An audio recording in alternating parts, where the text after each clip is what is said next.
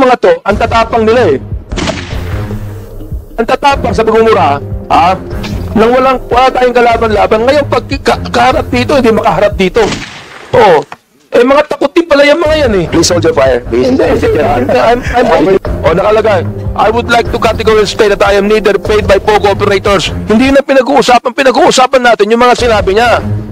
Tapos respectfully, Elizabeth Joey Cruz. Nakikinig po sa atin ngayon, nanonood ngayon. Pumarap ka dito, kumatapang ka. Hirap sa iyo eh, nagmumura ka. Nang dyan na wala kaming kalaban-laban. Pumarap ka dito. Dito. Namo. Chairman. Wait. I'm just on the process of administrative. Ano pa lang muna tayo, Congressman. We can tackle that on the interpellation. Mr. Chair, gusto ko lang pong bagitin itong kanya excuse letter. Nakalagay dito, after meaningful consultation with my lawyers. Gumaya pa na abogado. I have decided to respectfully decline. Respectfully? Minumura tayo, respectfully? To share my knowledge on matters. Hindi knowledge ang kailangan natin. As the lawyer, this is like... As the lawyers, kung libelous yung ginawa niya, o slander, no Congressman, Chairman Acop, Chairman Paduano, I have something to say? Thank you, Mr. Chairman. Just a matter of procedure, Mr. Chairman. I just want to make it clear, Mr. Chairman, that all invitees who are not present in today's hearing the committee should have a proper disposition with regards to their invitation, Mr. Chairman. Thank you, Mr. Chairman. Mr. Chair, to me, Mr. Chair, yes, go ahead. Let us invite them again. If they don't show up or make an excuse letter, then I'll make a motion that we issue a show cause order on them. Suggestion na we will discuss each and every excuse letter. Kasi magkaiba po reason at saka content ng letter. Correct. Diba? The excuse letter of this Miss Elizabeth Joey Cruz. She said, I know that the time of the committee is precious and I am coming from deep concern on prudent utilization of public resources. Mr. Chair, this is contemptible. This is not respecting this committee. How dare she would say the prudent utilization of public resources? I therefore make a motion, Mr. Chair, that we issue a show cause order on this Elizabeth Joey Cruz. I move therefore, Mr. Chair. Abante, now you are recognized. My query is if we have invited a certain Elizabeth Cruz, aka Joey De Vibre, Mr. Chair, if we have invited her and she has an excuse letter, may I know what was the excuse, Mr. Chairman? Consent, please answer the query of Congressman Abante. Please.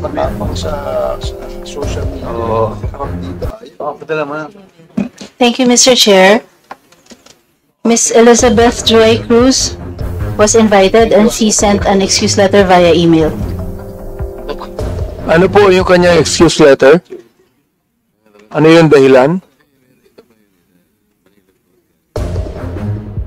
One moment, sir. I'll get it from the chair. Thank you. Mr. Chair, Can you kindly also, Comsec, can you kindly also try to tell us those resource persons who have not attended this committee hearing? Yung may mga excuse letter, okay yun. But those who have not reply to our request to be present on today's hearing. Thank you, Mr. Mr. Chair, Chair. particularly first, Mr. Chair, Yes, Congressman Abante. particularly I am referring to AKA Joe De Vibre sapagkat matindi yung kanyang mga sinabi dito. Gusto ko talagang makita siya at makausap sapagkat dito minura niya ako at ang sabi niya, panay kabobohan sa quad, sayang kuryente sa'yo. Bigyan mo sa kanya. Ano yung pack you? Hindi ko alam yung pack. Congressman Abante. Tutuloy ko lang buta. Mr. Chairman, Congressman, don't be so personal. Let's be more comprehensive on this approach. Binabasa ko lang eh. Sige, go ahead. I'll give you Pangalawa, November 13, 2024, Nagmura na naman siya. Hindi ko na babanggitin yung mura niya. Pag tinatanong kung anong legislation ginawa niyo in relation to this, BS, ano ba yung BS? BS inquiry, sasagot ka. Swelduhan ka ng taxpayers, gago. November 3, 2024, si Benny Abante at si Romel Marbil ay mga protektor ng illegal na droga dahil pilit nilang pinalalabas na hindi ito ganoon kasama. Tapos, sabing ganyan, si Dan Fernandez and H. Barber's survey are depressing. Alam na nila na matatalo sila sa eleksyon. So what is the hearing for? Smoke screen for the discount. Tinabi ko ito sapagkat matindi po itong mga akusasyon na ibinigay nitong gusto ko nila magbura eh. Hindi na ako bubumura muna. Oo. Kailangan po, itong mga to, ang tatapang nila eh. Ang tatapang sa pagmumura, nang wala tayong kalaban-laban. Ngayon, pag kaharap dito, hindi makaharap dito. Oo. Mga takot din pala yung mga yan eh. Please hold your fire, please. I'm Just on the process of administrative, ano pa lang muna tayo, Congressman Abante. We can tackle that on the interpellation. Mr. Chair, gusto ko lang pong bagitin tong kanya excuse letter. Nakalagay dito, after meaningful consultation with my lawyers, gumaya pa na abogado. I have decided to respectfully decline. Respectfully? Minumura tayo, respectfully? To share my knowledge on matters. Hindi knowledge ang kailangan natin. The lawyer, this is like... Ask the lawyers kung libelous yung ginawa niyo o slander. No, nakalagay, I would like to categorically state that I am neither paid by POGO operators. Hindi na pinag-uusapan natin yung mga sinabi niya. Tapos, respectfully, Elizabeth Joey Cruz. Nakikinig po sa atin ngayon, nanonood ngayon. Humarap ka dito, kumatapang ka. Hirap sa iyo, nagbumura ka. Nang dyan na wala kaming kalaban-laban. Humarap ka dito. Dito. Namo. Chairman. Wait. Quiet, please observe, refrain from laughing or whatever expression you wanted to, please observe decency and, of course, Chair, I move that we strike out. with all due respect, with Congressman Abante, I feel your sentiment, I feel your sentiment, but we are in the process of finding out the, yung pong implementation of the 10175.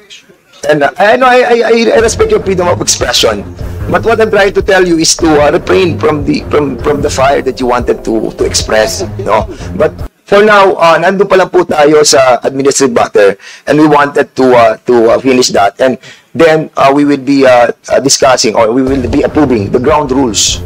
Wala pa po yung ground rules, and kaya nga po doon sana yung kay Chairman Abante papatak yan sa ground rules. Anyway, having said that, siguro we'll proceed to the next item. Mr. Chair, is to approve. So that we can have an orderly hearing, we must first approve the ground rules. I believe that the COMSEC has already distributed copies of the ground rules to the members present. So therefore, Mr. Chair, I move to approve the ground rules. Yes, there's a motion to approve the ground rules, and I believe that the members of this committee have already received the yung pong ground rules natin, and you have already read it. So siguro I need a second motion for this. Any second motion? This was duly seconded. Any objection? Hearing none, the said motion is now approved. Hindi mo babasahin ang rules. So the next item of our agenda is for all the Mr. Chair, yes, Congressman Zamora. I would like to reiterate my earlier motion to strike out the expletive that was mentioned by my idol, Representative Abante. Earlier. Second motion. Mr. Chair, Second motion. I object because it was not expletive. Sinabi ko lang, namo. That can mean anything. That can mean anything.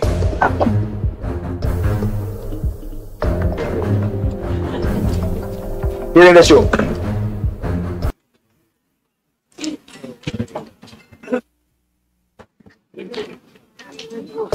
If that is the Ha? No, it was seconded, Mr. Chairman. And the objection with Congressman Abante, it's up to the members if they will vote for it. For the objection with Chairman Abante. 1 minute suspension.